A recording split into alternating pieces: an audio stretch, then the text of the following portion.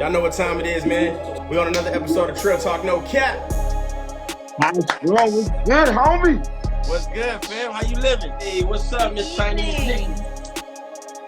I'm trying to give the San Antonians a bigger idea of what we're talking about and how legendary this shit is. Yo, what's good, man? Y'all already know what it is. You dig what I'm saying? This is another great episode of Trill Talk No Cap, where all we do is talk trill. You know what I'm saying? And only capping that we do is the ones we wear on our heads. Now, today is dope. I got my partner, my homie, a friend up here. You know what I'm saying? My dog, Cal, a.k.a. WHOCANCALCAN. What's up, dog? You know what I'm saying? What's good? You know what I'm saying? First of all, welcome. What's good, y'all over there, my people? Y'all good?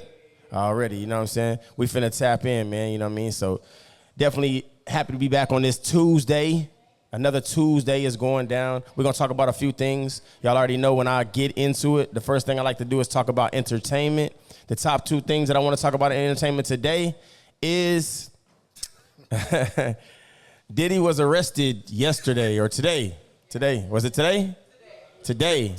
He was arrested today. Now, the first thing I want to say is he was caught in Washington Park just walking around, and I guess some teenagers ran up on him and was like, no Diddy, and was taking pictures, and he looked awkward as hell.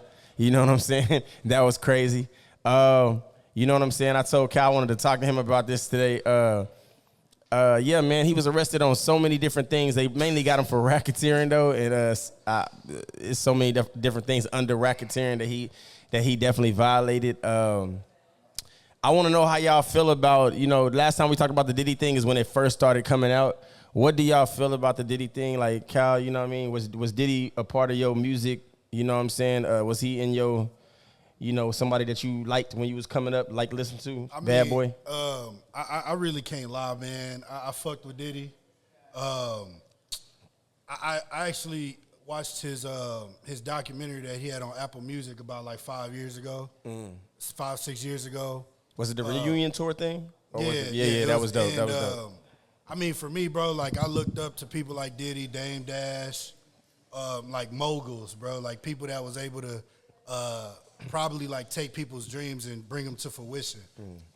We didn't have a lot of people like Diddy, right? You only got a couple of them like Suge Knight, Diddy, Dame Dash, that like was able, because you have people that have talent, but you don't have people that have like a mouthpiece that could put you in the room where you're supposed to be. Absolutely. And clearly, like Diddy was one of those people. I'm disappointed. I am truly disappointed, but I also know that everybody has a kink. You know what I'm saying? Like, everybody has a thing, and I feel like if you was a part of it, if you agreed to it, you shouldn't be attacking him now. And the only thing that I really truthfully hate is that, like, we're some of the only people that put our people in the coffin before, like, everybody else do. You know what I'm saying? Still haven't, and I'm not saying the shit that he isn't, I'm not saying the shit that he has done or the shit that we've seen isn't true. But it's like until he's guilty, until like of all charges or some shit like that, like, just let the nigga live, bro. Because that nigga, he liable to commit suicide, bro. You know what I'm saying? So it's just like, pray for him, but you got to reap what you sow. I just feel like too, like whenever it's like a black mogul, it's always magnified more and put in your face more, and they attack it more. There's a lot of people, that's done some of the same things he's done. I'm not like I'm saying what you're saying. I want him to be held accountable for the things that he has done. But I feel like that when it's a black mogul, like with R. Kelly and you got Diddy, there's guys like Epstein and all these, guys of different races that did a lot of the same stuff, and it wasn't as magnified. It was on the news, but we didn't see it every day. We didn't see it on social media as much as we see when we look at Diddy and we look at people like R. Kelly. So it's crazy, man. But now, it, like you said, it kind of hurt just because I grew up listening to Big and Puff, and you know what I'm saying. So to see that is like what you are to people, and for you to do something like that, you know what I'm saying, and being engaged in those activities that you was engaged in, and thinking that you was gonna get away with it because you're who you are. I just felt like, damn, bro, you got to think about shit like that. I feel like Jay-Z does a good job of keeping himself away from that type of shit. I think that like him marrying Beyonce was a great thing for him. I mean, bro, to be honest, Brandy, is that good? Is that better? Yeah, you know what I mean? Okay, hold on. Yeah, I feel like that a strong woman sometimes behind your back will tell you, Yo. You know what I'm saying? Don't do that shit. Don't you go over there to that Diddy party. You know what I'm saying? Like, I feel like that he probably would have engaged in some of the things if he had not had the guidance that and the mindset that he has now. And I think that sometimes him being married to Beyonce is what keeps him out of those circles. You know what I'm saying? For sure. Yeah. So, you know, I hope, I don't know. You know what I mean? I hope a lot of this shit ain't true. I hope a lot of it ain't true, man.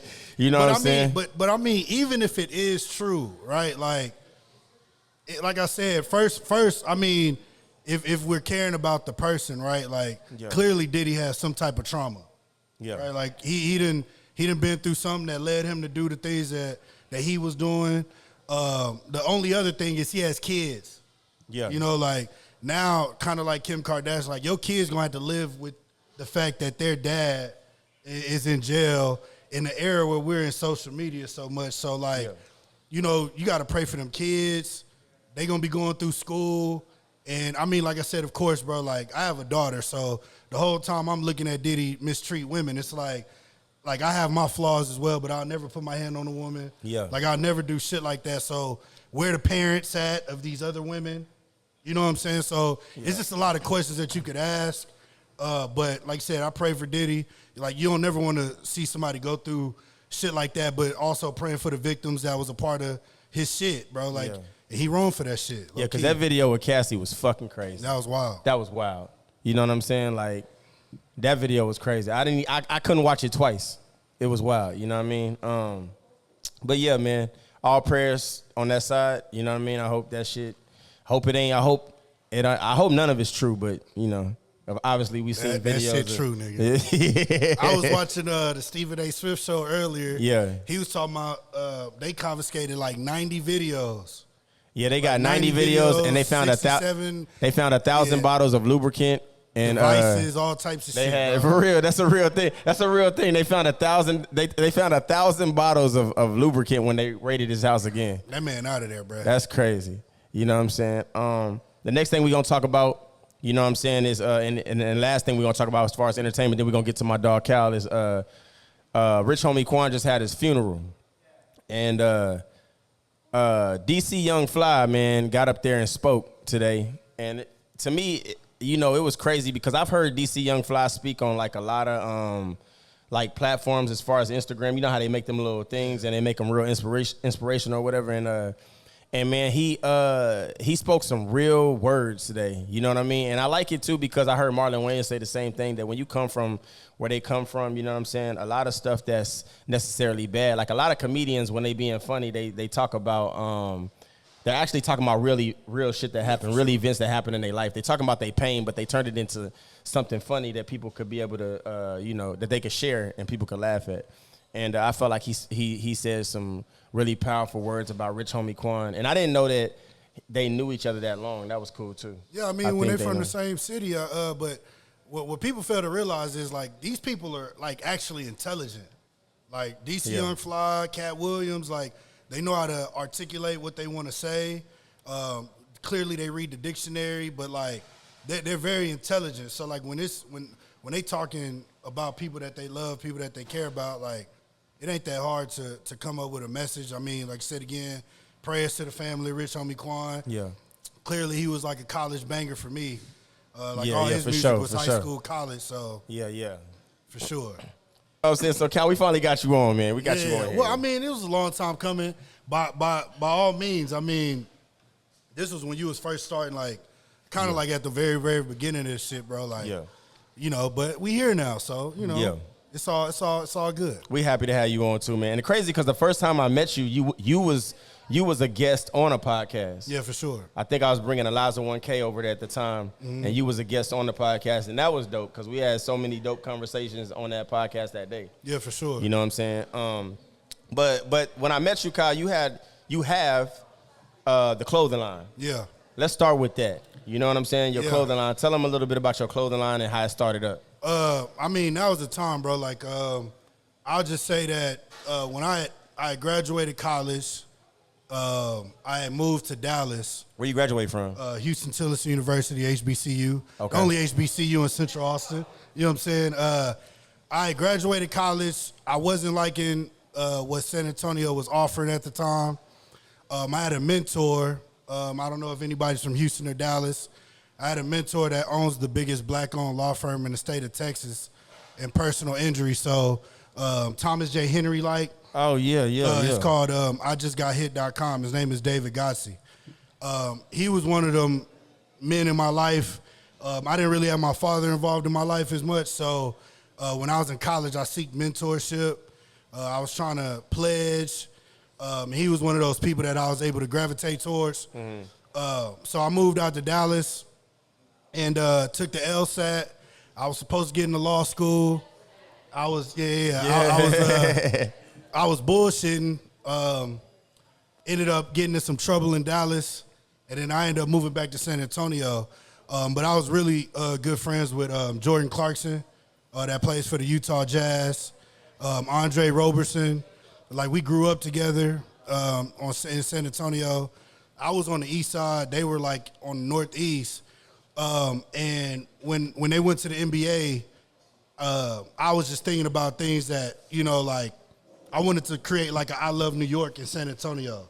Yeah. And I'm very forward about the demographics in San Antonio.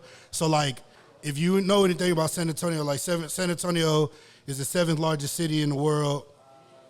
We host the largest Martin Luther King March on the east side of San Antonio in the United States. So, San Antonio is a big market. And I wanted to create a brand that gave, people that did shit in San Antonio to fuck with San Antonio. So I created San Antonio's very own. This was in 2016. And it went viral. I had made a commercial for the brand. It went viral. We had got on the news. I did a single mother's giveaway. That's dope. For Christmas. And I had the momentum to get into Walmart and Target. And just to be transparent, my goal from day one is to actually run for councilman. Okay, on the east side. So let's go. So everything that I've done within my platform was always, what can I do for San Antonio? So I created a brand. I created a San Antonio's very own scholarship, which would then give back to the University of Houston-Tillotson, which was HBCU.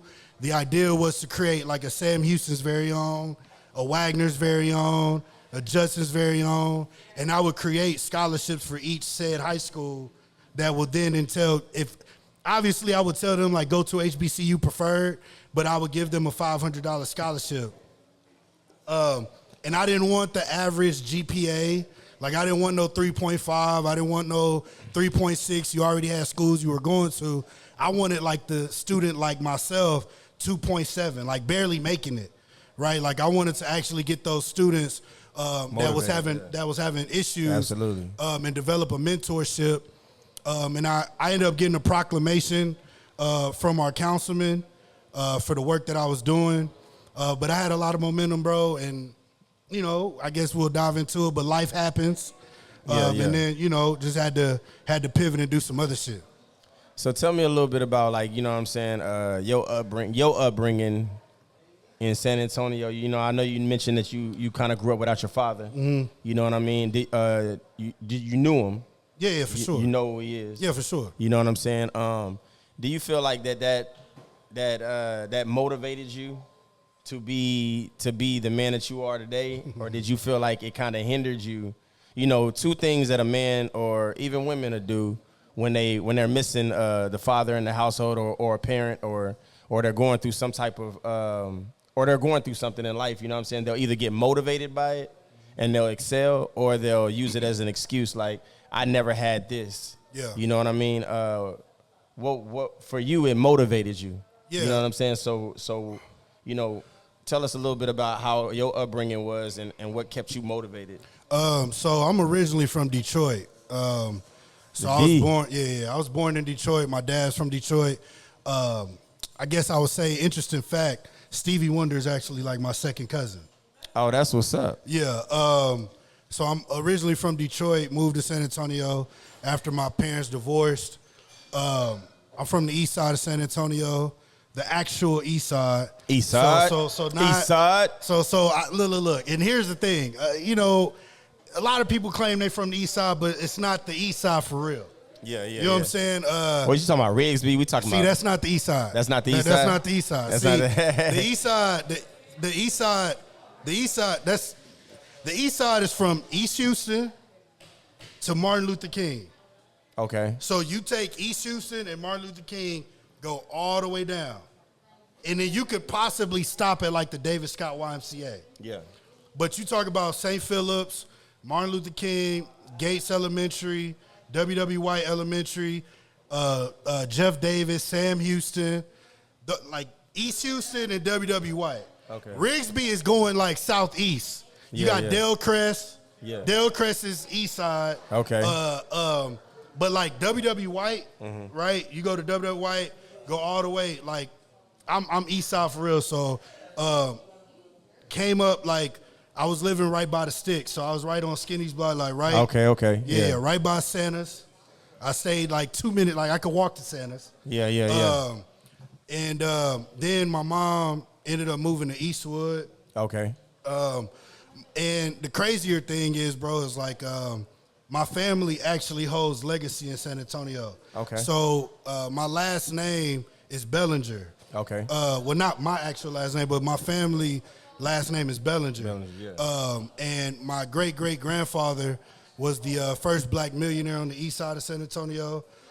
He helped started or founded Omega Psi Phi in San Antonio. Oh, that's crazy. That's what's up. The Pearl Brewery he owned. Oh shit. Okay. The Redberry Mansion, he lost in the dice game. He got pardoned. He had went to jail because he was a gambler, but he had went to jail and got pardoned from the president of the United States. So like, if you go on the east side, we have a street named after us. It's Bellinger. Yeah. So we have his last name that holds like legacy on the east side of San Antonio. So like, while I was growing up, yet I wasn't aware of like my family history. My mom raised me to be like an actual man, like a man's man, like men like my grandfather, right. Men like my great grandfather. So coming up, bro, like I'm just to be transparent, bro. Like I'm an East Side nigga for real, but I was able to. I never had to promote I was a gangster. I never had to promote that I was like this hood nigga. Right.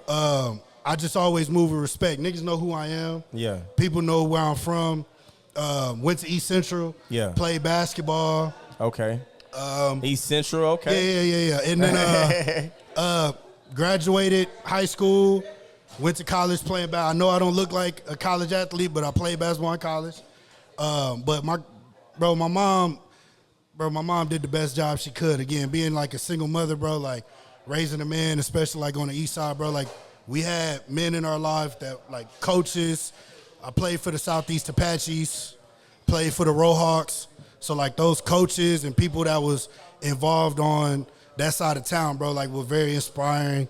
And we had a real tight-knit culture on the east side, bro. So you know, it's crazy. So like a lot of people, you know what I'm saying, when they growing up and they seeing the things that you probably seen too in your neighborhood, you know what I'm saying? Like I say, you seem like, since I known you, you seem like a person that always been for sure on the path that you wanted to go down. Yeah, for Even sure. when you had to change your obstacles and you had to go through different things, you always seem like a straightforward guy. Like you knew where you was going with it. You know what I'm saying? Bro, to be honest, bro, it takes a lot of healing, bro. And I don't think we do a lot of that, especially black men, bro. Yeah. Like we need to heal. We need to become self-aware and know what like our path is, bro. Like I think that black men need to turn back up, bro.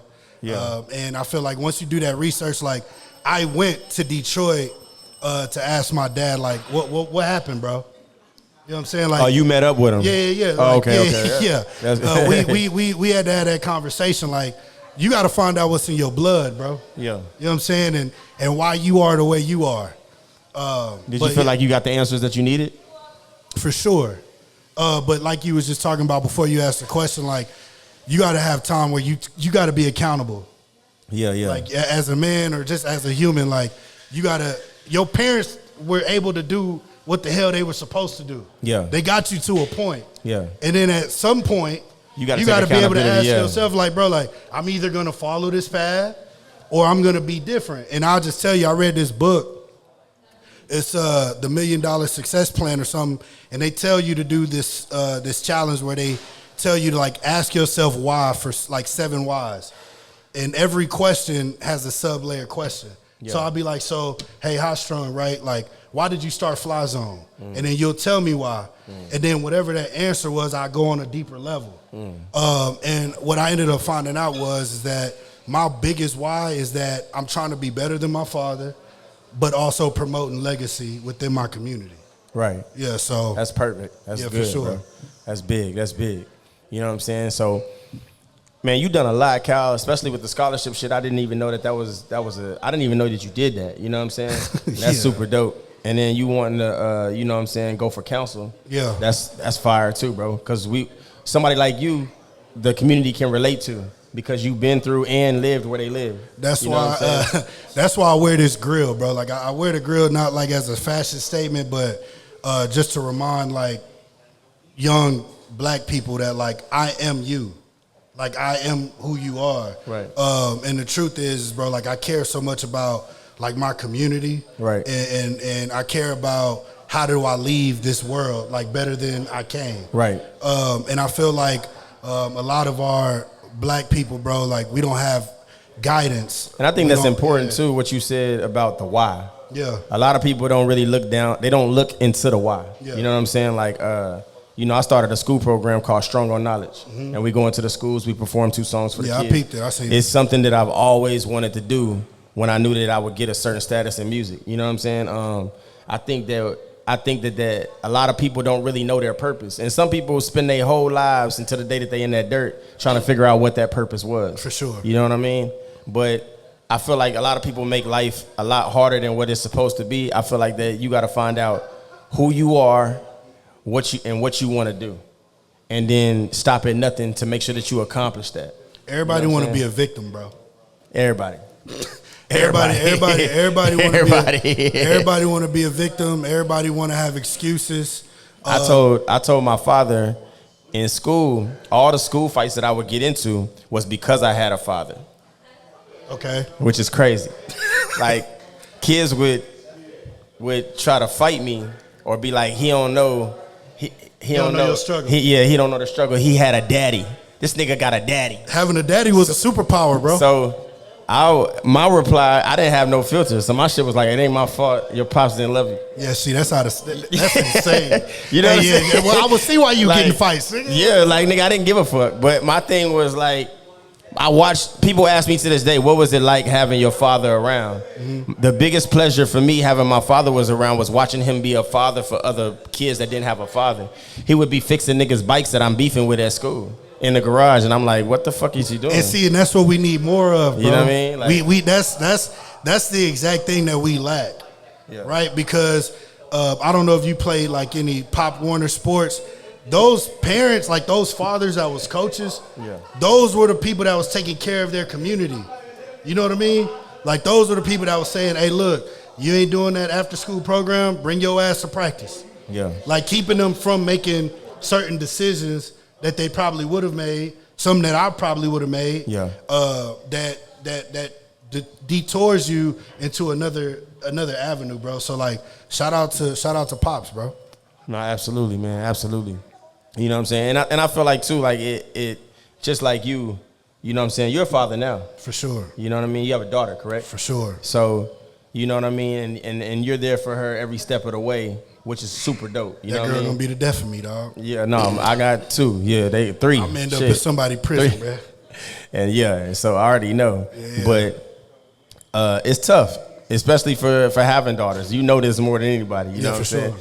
I don't know what it's like to have a son, but I do know what it's like to have a daughter, and it's different. It really turns. It really turns you up, bro. Yeah, it's you know what I'm saying. I got one. She just now starting to get into boys and shit, and that shit I have to sit there and listen to it and have to be understanding. She told me I like dreadheads, Dad, and I was like, you know what I mean? Like it make me feel some type of way. And an experience, she brought a little dude to my car. He wanted to look at the car. I like your car. I said, don't touch it. See? You know what I mean? And she, you know, just the tough things that you got to go through as a parent. I never really realized. Now I understand why my dad used to leave me outside all goddamn day. and in the heat and make me drink on the side of the house. Like, you know what I'm saying? Drink that faucet water. Stay outside, nigga.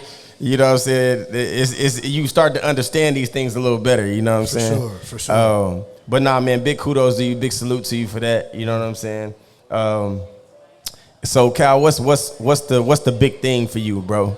You know, everybody got that thing that they're chasing right now. What's that big thing for you, man? I ain't gonna lie, bro. I'm coming back for everything I lost. Okay. I'll just say this. When I had started my brand, I was, and this is no flex at all. I really don't talk about shit like this. But when I was starting my brand, I had a good career. I have a W-2 that shows I was making $6, right? But crazy. When I had my daughter's 6 years old. She was born in 2018. Okay. My child's mother didn't want me involved the way I wanted to be involved. So I ended up going to put myself on child support. Yeah, I did the same thing. So, okay. Yeah. When I put myself on child support, mind you, I am an entrepreneur. Like I said, I have momentum. I'm about to get into Walmart and Target. I just got a proclamation. Yeah. And like I said, the councilman was real at that time. Yeah. I went to child support, put myself on child support.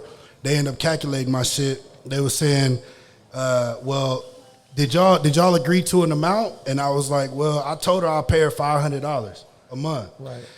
They was like, well, legally we have to tell her what she's able to get. Do you not? Or let me say this. First, I paid for the baby shower. I paid all doctor's bills. They told me you have to pay $1,300 a month in child support. Then they said you have to pay $10,000 in back pay.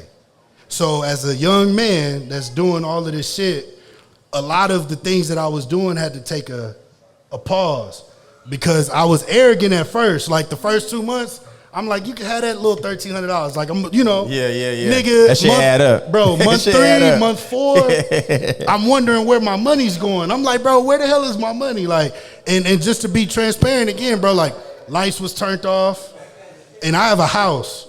I lost my car. I had bought my dream car. I ended up losing my car. I ended up like lights going out, like, and I'm going through all of these things alone, these emotions alone. So the whole time I'm bitter because. Yet she's talking shit to me. I end up developing self-esteem issues. I end up developing insecurities. I end up developing paranoia. Like, I end up developing all of these things that I had to work through while I was still raising my daughter. Right. So a lot of people, when I tell you, bro, I had the city in a chokehold. Like, I was having events. I was having, like, women appreciation mixers. I would have power watch parties. I would have this thing called Bingo and Mingo. I had this thing called Melanin Mimosas. Bingo and Mingo. I had this thing called Melanin Mimosas. That's fine. And shout out to Davey. When I was doing these events, Davey, which is the San Antonio promoter, Davey was one of those people that was like, hey, bro, what you doing? You know, I see what you're doing. Let me put you on. And hopefully we get there. Yeah. But basically, I was able to do a lot of these other things. But, bro, like when I tell you I had to take a timeout, bro, because she got the full $10,000. That's crazy. And still getting $1,300 a month. And I don't think a lot of people understand the system. I'm dead serious, bro. I talk about this shit all the time. Like, and don't get me wrong, I'm cool. I'm cool with my baby mom, and I'm cool with her husband. We cool. Like, we got a good system. But I take care of my kids. I drop them off to school. I pick them up. Holidays, we split. You know what I'm saying? I'm there every step of the way. My kids have never known me to be away since the day they was born. For sure. You know what I'm saying? Even the oldest is not biologically mine, but that's my daughter because I've been raising her since she was 3. Yeah. She's 14 now. Yeah. You know what I'm saying? So shout out to you, bro. I look at shit like that. Like, I don't ever pick up my daughters without picking her up. That's my daughter. You know what I mean? But I told my pops that at one time. I said the system. He was like, "Nah, you gotta put yourself on child support. You gotta do this." He said the system can't work. I don't believe that because I feel like I should pay anything because when they're with me, I'm already paying on top of what I'm paying. But let me stop you. Hold on. So here's the caveat, right? I shout out to single mothers, right? Because if I'm being completely honest, I wouldn't want the full response, like especially if I'm not at like in cahoots with the mother of the child.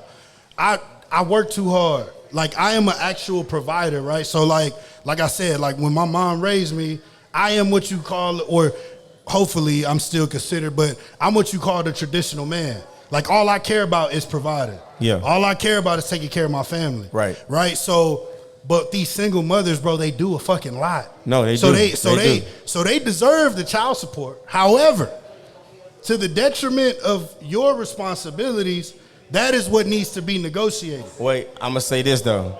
I think it depends on the woman's situation. Single mothers, absolutely. Single mothers though. Let's say that with capital letters. Are we doing the traditional, like the I'm every talking other about weekend? like if I tell you, and this is I don't want to get in trouble because like I said, I'm cool with mine. And she watched this stay shit. Cool. Stay cool. Stay cool, brother. Stay cool. Amber, we on the podcast. Stay cool. Stay cool. But I'm saying that like till this day, the kids get dropped off at my parents. She still uses my system. Like my parents are there. My parents are active. I'm active. So it's like you have a good situation. It's and I don't complain about it because I know a lot of other people in much worse situations. Bruh. So when you say single mother, I'm thinking of the woman that has no absolute help from the man. I know women like this that have extraordinary kids on honor roll, kids doing amazing things, and they're never present. But even the women that have contribution from the father, it's not the same. Like it's not the same. And like I said, I would never mind paying a woman child support, right? I would never mind that. But the truth is that she does more than I do in terms of seeing my daughter every day, being with my daughter. So you definitely need to be taken care of. However, like I said, I think the only thing that the system would need to do, I think that the system would need to create a card where you could see the transactions on how the money is spent. Like if the money that's being spent isn't tied to the child, if it's not being, now mind you, living expenses, car, food, nigga, that's your responsibility as a human. Yeah. But shoes for the baby, clothes for back to school, like those things take care of my child. I'm not your man. Yeah. I'm not taking care of you. Yeah. And I had the situation where I was leveling down, my BM's leveling up. Right? like I'm losing. Look, hey bro, on my mama, the first year, bro, she got a car. Second year, she got an apartment. Third year, she got a bigger apartment. And the whole time, my life is just, I'm just like seeing my shit. Mind you, my daughter was 4 when COVID happened. You think they was saying, you know what, COVID's going on, child support is not necessary right now. Nah, nigga. Pay your shit. I'm still having to get stained through this time. So, yeah. And even then, bro, I do have a reality checker, like just saying, like shout out to my child's mother, bro. Like she still does an amazing job. However, I was the one that, took the biggest L in terms of like where I am now. So, but we here now. I'm blessed. It definitely makes you look at who you having kids with. After you have, unfortunately, we don't learn that till after we had a kid. Hey, bro. Hey, bro. But it definitely make you say, like, if female pull up to me in the clubs and I'll be like, hey, dog, I tell any young run dude, away. I tell any young leave me alone. Hey, bro. Leave me alone, bro. You better make sure whoever you have that child with is somebody that is at least reasonable and have the same values that you share. Common sense. That's like the bare minimum. They ain't gotta like you the way you are, how you move, but they at least have to have the values that you share and at least have some type of reasonable things about them. You have a child with an unreasonable person. Yeah. You gotta have that. You gotta have that. You gotta have that wave like my nigga Myron. My nigga Myron do. I'm like, nah. They said you gotta pay $1,300, right? They said you gotta pay $1,300. I look at her. I'm trembling at this point. I'm like, what? And I said, I have to, like, I agreed to $500. She said, did y'all also include that he has his clothing line? I said, bro, are you kidding? Tough. Are you kidding me? That's tough. So what I'm reasonable and share the same values. Yeah, at least. Yeah. At least. For sure. At least. For sure. At least. Lesson to all you out there. Bruh. That's crazy. But you know what I'm saying? but like shout out to everybody tuning in too right now. But like I said, after that, bro, like I said, and mind you, we in 2024. My brand started in 2016.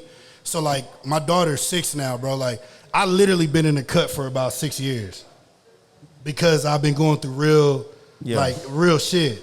So like 6 years I've been MIA. I just been watching other people create brands. Does it kind of discourage you from dating now? Do you look at things differently? Like that ain't even something I'm thinking about. To be honest, bro, I'm no longer seeking women. Women have to seek me. Like I definitely love to compliment women. Like if I see a beautiful woman, like I don't mind like throwing the bait. Like, hey, you're beautiful. Yeah, I would love to take you on a date. Yeah, but as far as like moving forward past that, like you have to seek like who I am for real because I'm only meeting you at face value. Because you know what you have, what you bring into the table. I not even bring it to the table because I don't like that phrase, but I just know I'm self-aware. And when I see women that are not as self-aware, and I mean, one of the first questions I ask women nowadays, like, if you were to be dating, do you want a traditional man or a modern man? And then based on that answer, that tells me everything I need to know. A lot of women can't answer that question. I'll tell you this. I'm being real. I had a female that couldn't tell me the difference between a job and a career. You know what I'm saying? Shout out to her. It's those things that are important. We're gonna get into that too because I still want to talk to you about that. Mm-hmm. Actually, we'll segue into that right now. We'll segue into that was a good plug. We're gonna say last time you was here, you was sitting over there. Yes, sir. And we had a debate. And I had told you that I think, you know what I'm saying? Matter of fact, Brandy was in this one too. We was talking about this. Yeah, you in it. You in it. We was talking about what were we talking about? You said something like about being humbled. Yeah. And I told you that I never had been humbled in that way. Yeah. I don't think that you ran a lot of green lights. Yes, I ran a lot of green lights. I all of them. I don't think that nobody has come to me because I feel like what did we say? I said that something like yeah. Okay. I did say that. Shout out to Brandy. I said shout out to Brandy. No, now you want to be involved. Now you want to be involved. So anyway, I did say that. I said that I don't think that I'm no woman's type. Yeah. I said that I don't think there hasn't been a woman in my life that I've run up on that I felt that I wanted that I did not pull. We about to tap in. Okay. And I'm not saying that to be cocky or I'm saying that in the sense of like no woman has humbled me in that sense. Would you say you're a humble person? I would say that absolutely. Okay. Who said boy lying? Who is saying that shit? Turn around. Where you at? Okay. Oh shit. I'm not. I promise you I'm not. Who is that talking? Okay. I'm saying it in this sense, like not that you're gonna get turned down. That's hands down. But I'm saying it in a sense like that it's always money issues when it comes to the money or it comes to not being tall enough or it comes to a type that they have. It's not because I don't feel that nobody just is like not your type. I don't feel that way. I just feel that somebody may look at you and say, you not what I look for.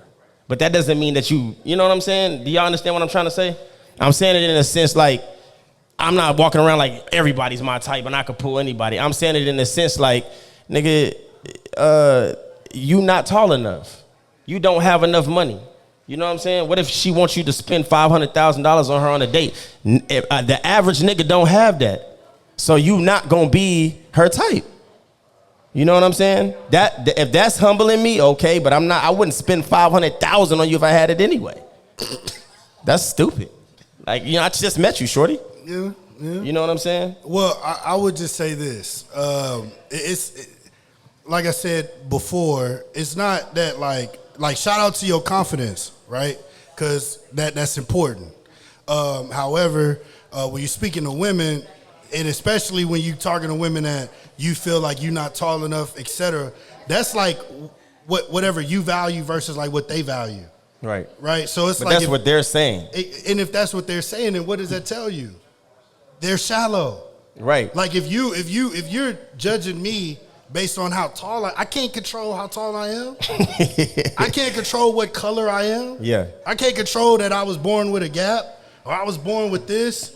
I can't control those things. So any person that is shunning you from an opportunity. But the standard of it, that's how a lot of people, when we talk about dating, that's how you're being judged most of the time. That's you being judged in an arena where people are shallow and judgmental. So why are you even in that arena?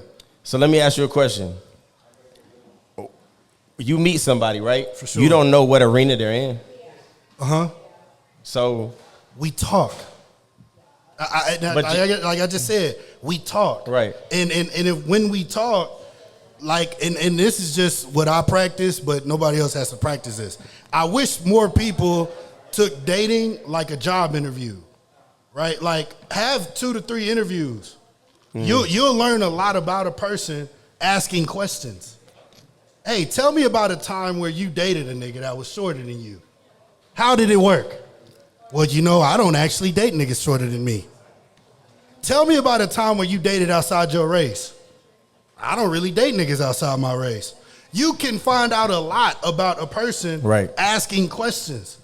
Yes, the attraction gets you in the door, but that's not what sustains you. Right. So the moment I agree with that. But that's 100%. what I'm saying. The moment a woman or anyone tells you what you not like my mentor told me a long time ago, like 1 + 1 can't equal 2, Cal. Right? So if I meet a person and we talking about business and all you could contribute to that business is what you do, I don't need to be in business with you. Right. I need to be in business with somebody that can scale.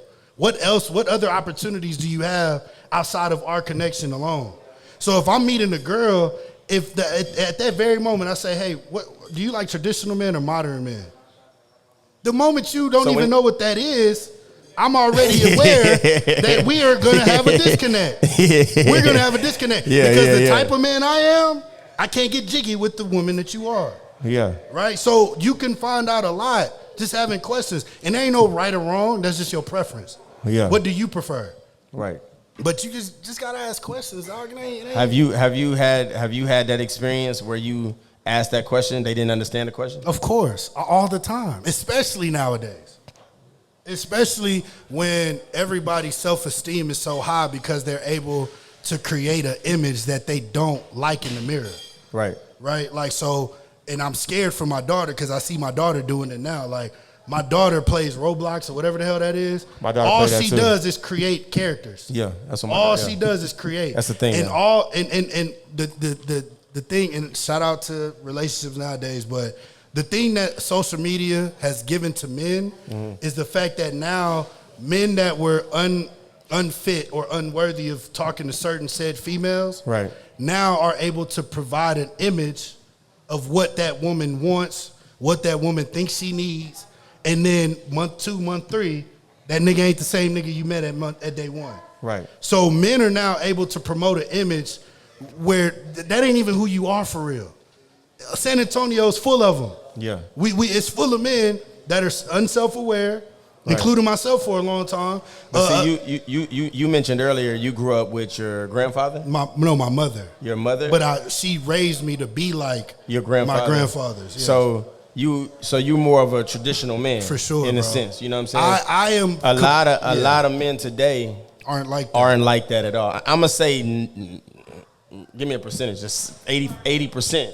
I will say 80% a good percentage. About that's right. 85. The world has created men to be bad bitches. Men are now bad bitches. Men do so much shit, bro. It's sad, And like I said, bro, all we can do as men is talk to our younger men and hope and pray that we're able to change their mindset. Bro, like, I've never seen so many niggas care about fingernail colors they got or going to get I'm not saying that pedicures and manicures aren't a thing. But to be having appointments and shit, like to be talking about like just different shit that like that when I would entertain men, like when I'm in the presence of a group of men, bro, we're talking about like our communities. We talking about like what are we doing to take care of our family? Right. How's your kids doing? Right. We ain't talking, hey nigga, yeah, you know I got a pedicure appointment at 3. You know what I'm saying? Like, that's funny bro, as hell. It's insane, and that's what is being promoted. And I mean, like I said, it's a deeper conversation because I do feel like it's systemic. I do feel like it's very systemic, and I could just tell you, shout out to Kamala Harris. If Kamala Harris wins, or when she wins, bro, you ain't gonna be able to tell a woman shit. That will be equivalent to when Barack Obama won. Right. Because now all black men think they could take over the world. So do you feel that, with that being said, because I've said the same thing, that there's nothing that a man can do nowadays that a woman can't do. Like you're losing your value as a man. Right. Yeah, you're losing your value. Do you feel that relationships now should be 50-50? No. Do you think that it'll ever be 50-50? No. And bro, I could get real deep right now. But I want you to. That's what we're here for. Trill Talk, no cap. Let's go. That's what we're here for. Bro, what? Well, at least I can't speak for most men. I can only speak for myself. As a man, I believe that the best relationship is able for you to provide, protect, take care of your family, and let the woman be the nurturer. Let the woman be the supporter. The reason why a lot of people don't talk about this, but when we talk about black women's pregnancy, you know why majority of them fail? Or a statistic that they don't talk about the most? Because the black woman still got to worry about where them bills is paying. They still got to stress on different things that a life with a man or a partner would be able to help with.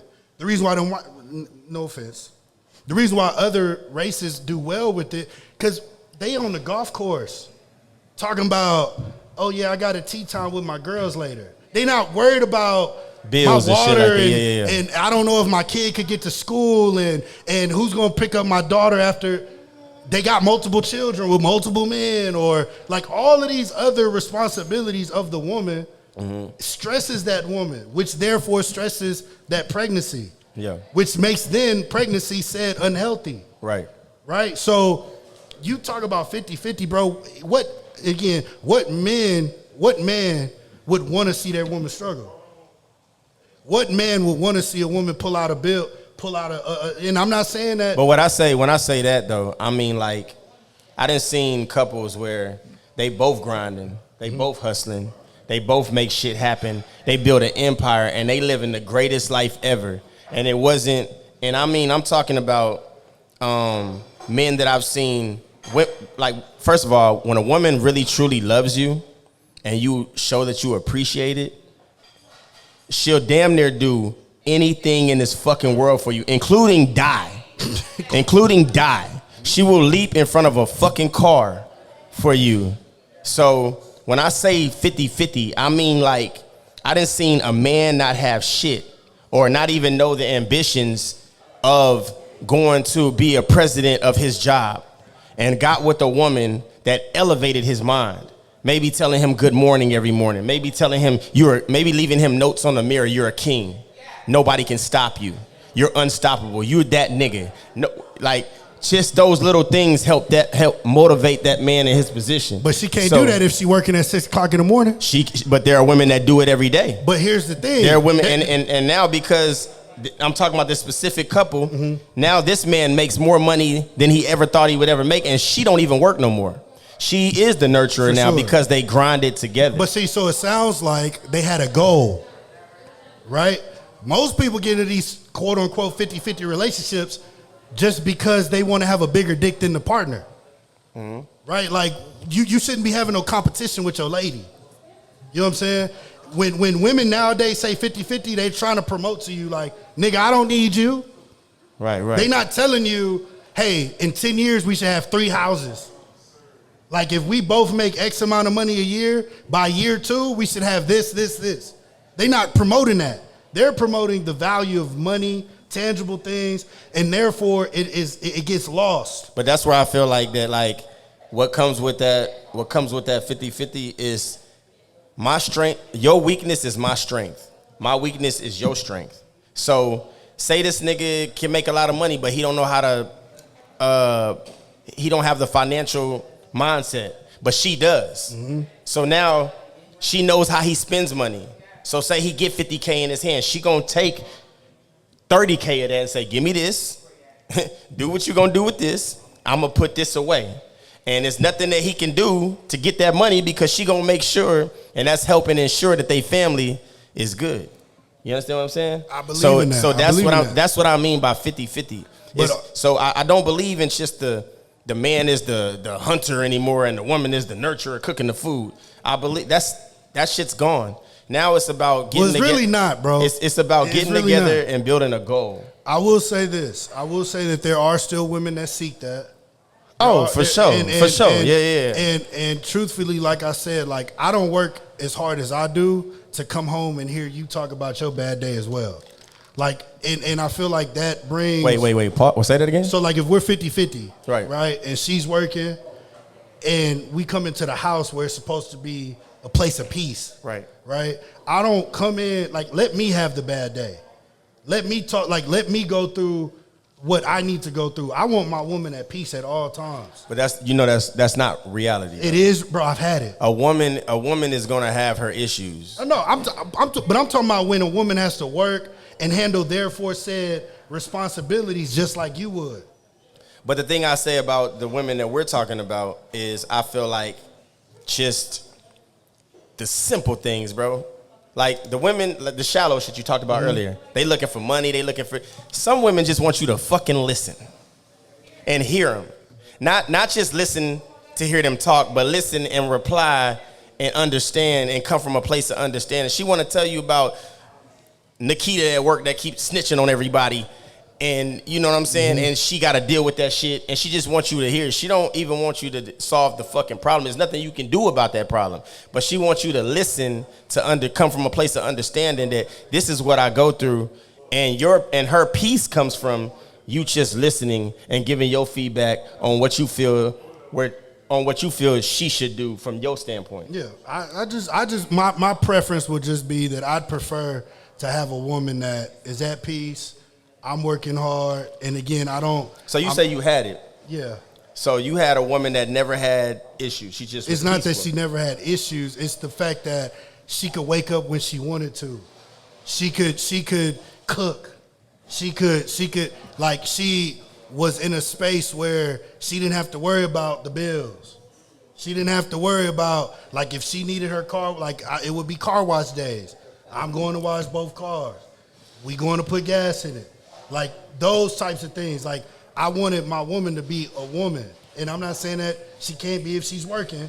My point is my preferred lifestyle would be better if my woman is being her best self.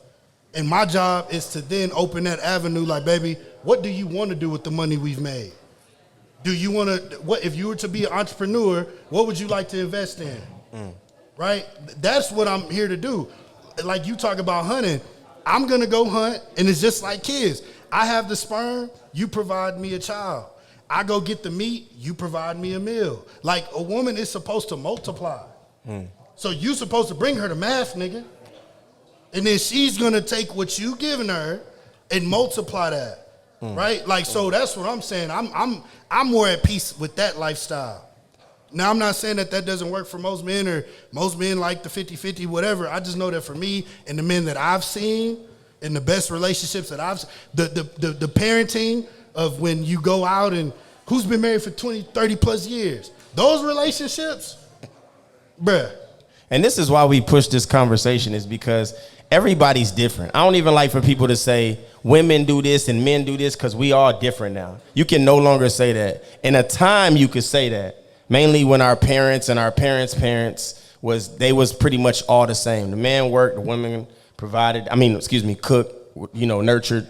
But it's different now, and I feel like that, that some men will say that's impossible. That you can't do. No, you can't do that. You know what I'm saying? That's like you try to compare a relationship, your relationship, or anybody else's relationship to what the fuck we got going on. That ain't how it works no more. Whatever works for them may not even work for y'all.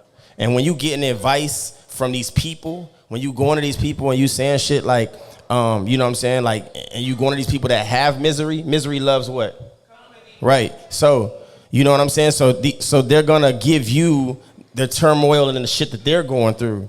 So I always tell people, don't ask anybody. Like ask for advice from people that you know. But nobody has this shit figured out. Nobody has it figured out. People figure this shit out as they go, and if it works for them, it works for them. You know what I'm saying? But at the end of the day, bro, I feel like that, like, you really got to come from a standpoint of, goes back to what you said, my why. Mm-hmm. Even in relationships, my why. And you know what I'm saying? You have to ask yourself, because you're going to go through shit with anybody. You're going to go through bullshit. You're going to go through fucked up shit. But you got to ask yourself, is this the person? But at the end of the day, if you're not guessing about the person that you're going through the shit with, then that's probably your person. You can't, everybody has this thing that when I meet this person, it's going to be the perfect person. There's no such thing. A perfect relationship is built off of shit that y'all done went through and a bunch of bullshit that you had to go through and all the turmoil that you had, and you made it out that fucking storm to a sunny day. You know what I'm saying? There's gonna be fucking storms your whole entire fucking life, and we don't even have to talk about relationships for that. We can talk about anything, but it's gonna be fucking storms. It's gonna be storms at your job. It's gonna be storms in relationships. It's gonna be storms. So you just have to figure out, you know what I'm saying, if it's worth it for you going through these storms, and do you want to deal with this person with these storms that you're going through? That is a fact. That is a fact.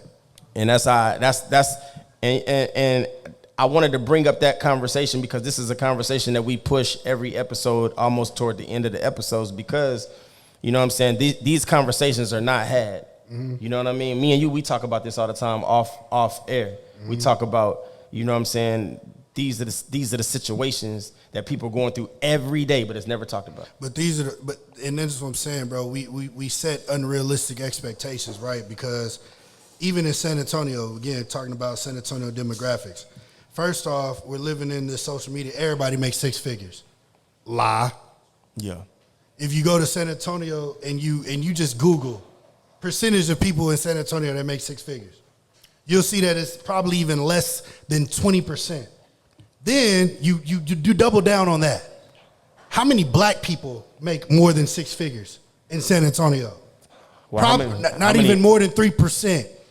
So what I'm saying is... Yeah, we make up 12%. What I'm saying is we're building unrealistic expectations. And then we wonder why we're in the situations that we're in.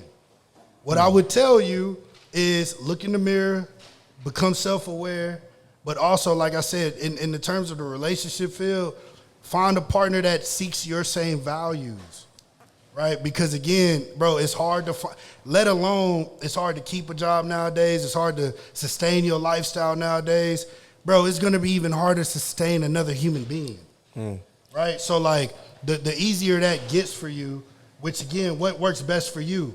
If you can leave the house at 7 o'clock and your woman can leave the house at 7 o'clock, and you okay with coming in at the same time, by all means, brother, that's best for you. But I just don't think that that's a good practice, only because that's not sustainable. That's not sustainable. Most niggas probably don't even know how to make a fire if the electricity went out. But these are the things that you laughing. We had a snowstorm. Yeah. Right? Yeah. But my thing is, bro, like, we worried about all of this shit. Bro, nigga, do you know the Muffin Man, nigga? Like, bro, so I just hope that we become more realistic as a people, bro. Yeah. And stop all this fake shit. The fake shit is annoying. Yeah. But social media, like you said, it plays a heavy role in that. You know what I'm saying? So you was talking about earlier about being on the decline when you had to start paying child support, stuff like that. Do you feel like your life now, where you at, are you inclining? Oh, for sure. And I think that it's only because God, of course, I think that God saw that I stood 10 toes down. I've never missed my daughter's first day of school. I've never missed a day with my daughter. So, like, if I'm supposed to take my daughter on the weekend, like, my daughter's with me. 30 days over the summer. Like, I've never hated on nobody in this process. I've done nothing but support people, right? Like, so I would go out, and even though I'd be discouraged, I'm still going to support you. I'm still going to buy your stuff. I'm still going to come to your events. Like, all I ever do is show love. I've done a lot in San Antonio. I've done a lot for people that don't give a shit about me, but I do it with love. Like, I don't be on no hating shit. Like, I don't be on, and that's what kills me about San Antonio is because we're San Antonio, bro. Yeah. It ain't like we New York. It ain't like we Atlanta. It ain't like we California. Bro, we in San Antonio with a whole bunch of, a small community of black people. Right. Pulling from the same crowd and have the nerve to hate on each other. Right. Nigga, the best times in San Antonio were probably prior to COVID. We used to do the Well, which is like by UTSA. Yeah, and it was I remember the Well. It was Davey was over there. Davey, John, Sydney, myself, Jiggity J. It was a couple of other promoters, but like we all were on the same. So you promoted. I used to be a promoter for sure. Yeah, okay. But I was just, like I said, even the way I move now, bro, I've always just been on the background. Like, I don't like being in the forefront. Yeah, bro, like the attention and all that. Like, again, we're in San Antonio, bro. Like, who you really showing out for? Yeah. You know what I'm saying? Like, the Spurs. Who you really, bro, come on, like who are you really trying to impress in San Antonio? Yeah. You know what I'm saying? And again, you're not even impressed with yourself. But, however, what I'm saying is we're in the city of San Antonio where, to me, I think it's better for us to work together than apart. And it's unfortunate that we're in the climate that we're in because San Antonio is growing while black people in the community that we're striving for is separated. We got so much shit coming into San Antonio right now. The Frost Bank Center, we just got the #1 draft pick, Wimbiana, right? San Antonio, again, still is the 7th largest city. Austin got Facebook, Google, all of these other big businesses. San Antonio is the closest city to Austin. I don't know if you're aware, but San Antonio is actually considering trying to be a metroplex like Dallas, where it would be San Antonio, San Marcos, and Austin. And Elon Musk is supposed to be trying to create like a bullet train now, take you from San Antonio to Austin with like 15 minutes. So it's a lot of things going on, bro. And I feel like we're so unaware of what's going on. And that's why I do plan, a goal of mine is to run for councilman, bro, because I feel like the best way to get into that change is to be a part of it. But running for councilman, do you feel that now in the world that we live in with social media and all these things going on, do you feel they care? Do you think people care as much about the community as they used to? I don't feel like there's a big percentage of people that actually care about shit that's going on outside of what's going on in their own life. I feel like anybody that has the courage to separate themselves and say that I'm going to stand up for my community, at least in their heart, wants to do good. Now, they might not be doing good, but you know, it takes courage for you to do this podcast. A lot of people want to talk, but don't have the courage to do it. Like, so when you run for political offices, you have to have some type of, I want to take care of somebody. You know what I'm saying? So I think that there's still, and kind of like what you was talking about, DC Young Fly, there's still some Malcolm X's out there, bro. There's still some Martin Luther Kings out there.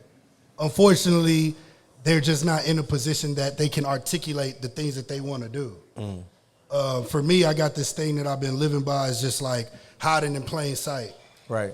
So like I'm visual, you can see me, but you really don't know what the fuck I'm doing. Right. So like I've been moving around for years in San Antonio, bro, but nobody really known that I actually want to be a politician. I found that out. You would never know that. Yeah. But truthfully, it's the only way to really go, bro. If I really want to provoke change in my community the way I want to, like that's the position I need to have.